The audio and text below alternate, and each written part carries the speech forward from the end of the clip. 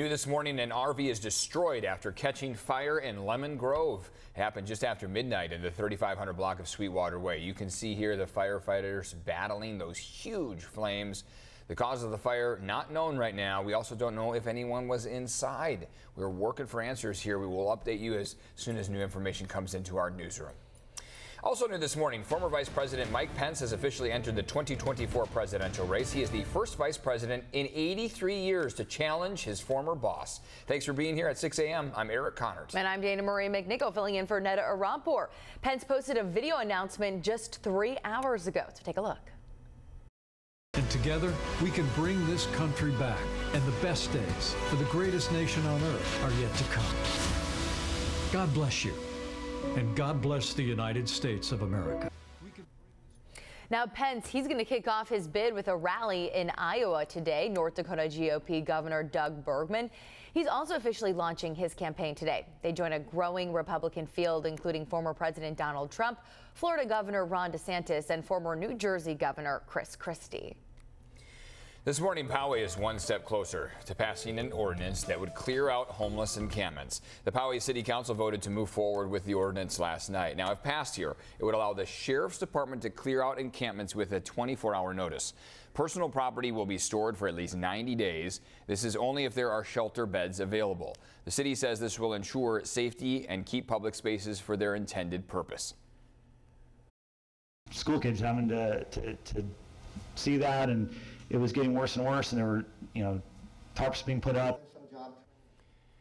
Poway's ban will go through a final vote on June 20th. It's a response to what some believe will be an influx of homeless people who may migrate to other cities if the city of San Diego adopts its own ordinance.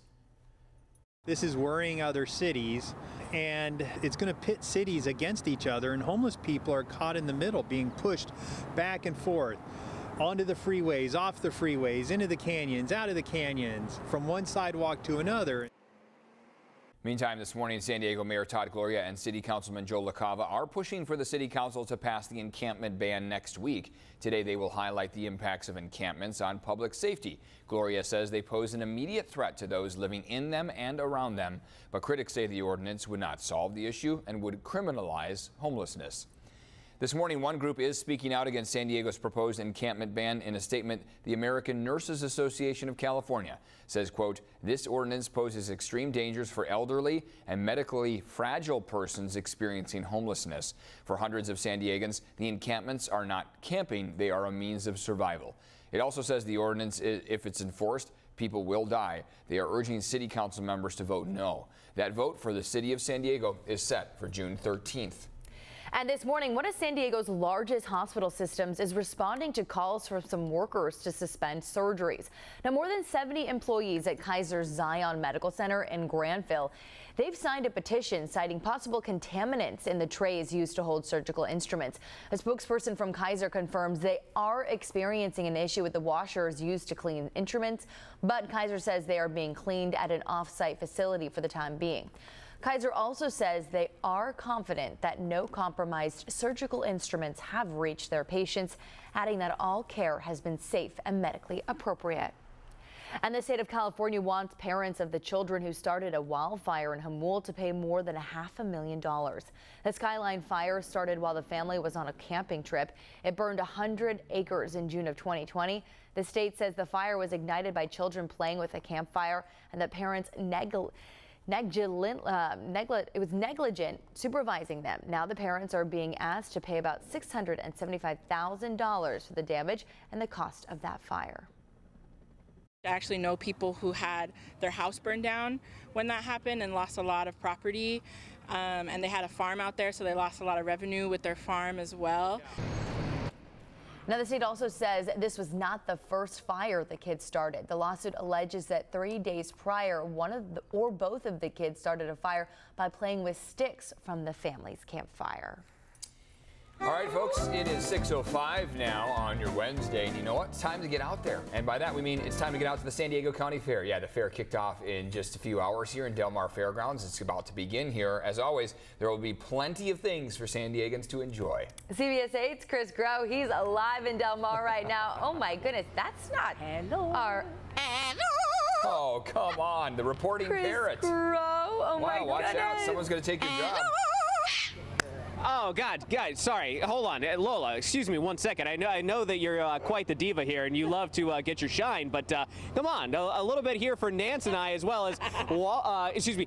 Who do we have here again? Also as well, Koalabi and Lola and Nance here as well too. So tell us about this beautiful trio that we have here and the show that we'll be having here for the San Diego County Fair. In my opinion, it's a must-see at the fair. It's called Camp Squawk-a-Lot with our Get Out There theme. So these beautiful parrots and more are doing all of the tricks that they're famous for, that everybody loves. Plus, we're learning about in a fun, silly way, you know, just some important things to know about when you're in the outdoors, but it won't be lectury. It'll be silly. It'll be fun. Can you dance for them? So there'll be a lot of, can you dance? There'll be a lot of, can you take a bow, go ta-da? Oh my God. I know, the show, it's so much fun, and the birds are so good at it, and it's colorful, and we're going to be on 2 different stages, so we'll be like roaming through the fair with our little mobile campsite, our glamp site on wheels. We'll be at the garden stage, which is spectacular this year, and we'll be in the theme building. And the theme building is just like an outdoor person's dream. It's just a beautiful place. And how much rehearsal, if you will, goes into this and getting these 2 ready? None! Yeah. You know why? Well, we do rehearse. I mean, all of the camping segments of the show we've worked on just specifically for this show. But stop it, it's true. I'm not a big rehearser. Is that a word? Because I really like the show to be very organic and spontaneous. I like that, okay. And honestly, sometimes when the birds are like, no, the show's funnier. I've learned the shows, they write the best show. Yeah. When they come up with something, it's the best thing. No. Yes, it's the best thing. I think that's true, no? Lola. Yes. I don't know, guys. Well, Nance, thank you so much. And Eric, Dana Marie, look at the 2 of them. You know what? Maybe we have some openings. New morning show correspondents. What do you guys think? Well, we always like big personalities on this show, and they may be small, but they've got big personalities. Hi. Hi. Well, hey, real quick. So there are some other animals at the fair, guys. Tell us. In fact, Lola, can you tell us about one of them? Do a rooster. Wow. And what else do we have? Do a chicken. Oh, nice. Pretty spot on. And then a dog? Lola, can you do a kitty cat? No. Yes, you can. Do a kitty cat. No. Yes. No. Oh my God. Oh, well, you know, that sounds like my kitty cat at home. Yeah. They always say no, right? Yeah. So that, you know what, that is a very good cat impression because they all say no, right? Cats are very, very impersonal sometimes. It was an impression of a cat, an actual cat. It was, you know what, you were doing a Garfield cartoon. Right? Yeah. Awesome. Well, guys, thank you so much. Thank you. Stubborn cat. Awesome. What a great reason to head out to the fair. Yeah, nice job, Chris. That was fun. Show. Yeah, nice work out there, introducing us to some of the other personalities that you can meet at the fair.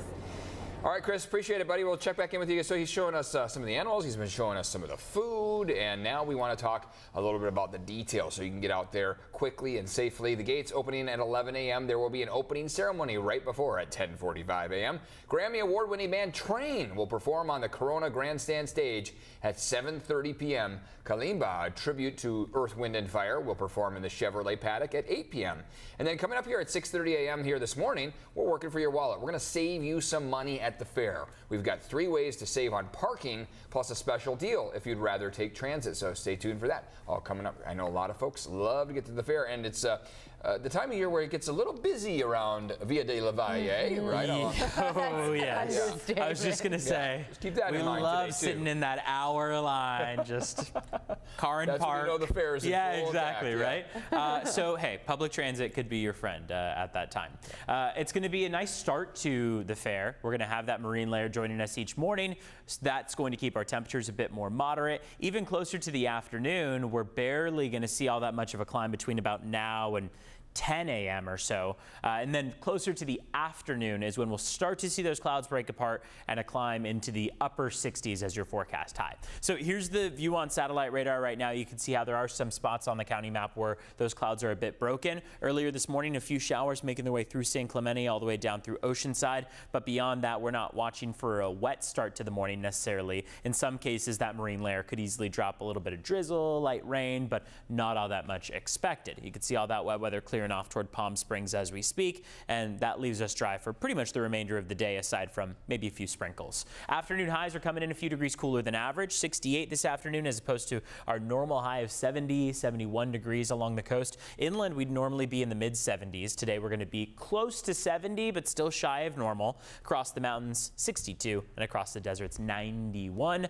Live look outside. This is San Miguel facing west. You can see how those clouds are a bit better in their process of breaking apart than maybe a few hours ago, but we are still under that dense layer of clouds. Sun came up at 5:40, and we have yet to actually see that sun because of every angle that we have out there being blocked by those clouds. Temperatures walking out the door, you're at 58 in Encinitas, 60 degrees right now in El Cajon as well as Carlsbad, 62 as you walk outside in San Diego, and 55 up north in Fallbrook.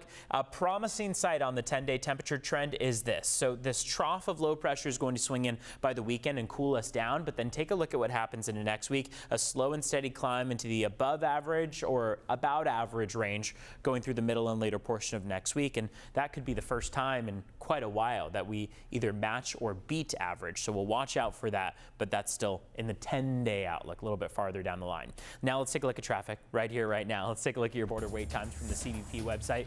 Right now, the general line at the San Ysidro Port of Entry, wow, 10 minutes is all you're looking at. Otay Mesa Port of Entry right now, 20-minute entry line. So right now, not struggling too much, but we'll keep tabs on this. You can also head to cbs8.com/traffic for the latest on how our roads are looking here across our county. Back to you.